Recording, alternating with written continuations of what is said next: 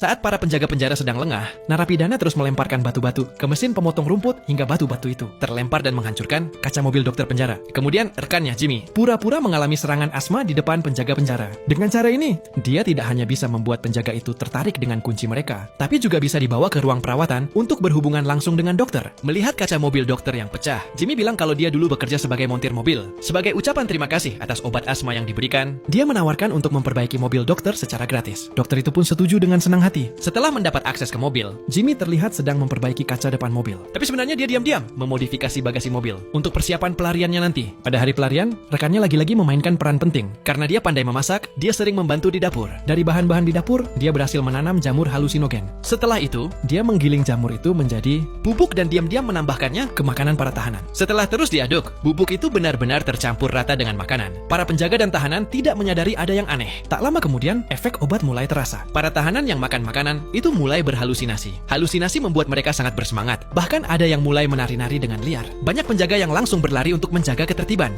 Agar tidak mencurigakan, rekannya juga pura-pura keracunan makanan, lalu memotong telapak tangannya dengan pisau. Sementara itu, Jimmy kembali pura-pura serangan asma dan dibawa ke ruang perawatan. Dengan begitu, keduanya bisa bertemu dengan mudah di ruang perawatan. Karena perilaku para tahanan yang semakin aneh, penjaga penjara mendesak agar mendapatkan bantuan dari ruang perawatan. Setelah mendapat pemberitahuan, para dokter segera mengambil perlengkapan medis mereka dan bergegas menuju kantin. Sekarang, hanya tinggal Jimmy dan rekannya yang ada di ruang perawatan. Jimmy dengan cepat mengeluarkan paku yang sudah dia siapkan sebelumnya dan membuka kedua borgol mereka. Kemudian dia menemukan botol nitrogen cair di dekat tempat tidur rumah sakit dan menggunakannya untuk menurunkan suhu kunci sensor dengan cepat, sehingga kunci tersebut rusak dan pintu ruang perawatan terbuka dengan otomatis. Selanjutnya, mereka pergi ke pintu belakang ruang perawatan dan memasukkan kunci buatan mereka ke dalam lubang kunci. Namun kunci itu terbuat dari sabun. Kalau terlalu dipaksakan, kunci itu bisa patah. Tapi kalau tidak cukup ditekan, pintu itu tidak akan terbuka. Saat keduanya bingung harus bagaimana, mereka tiba-tiba mendengar suara penjaga penjara dari ruang perawatan.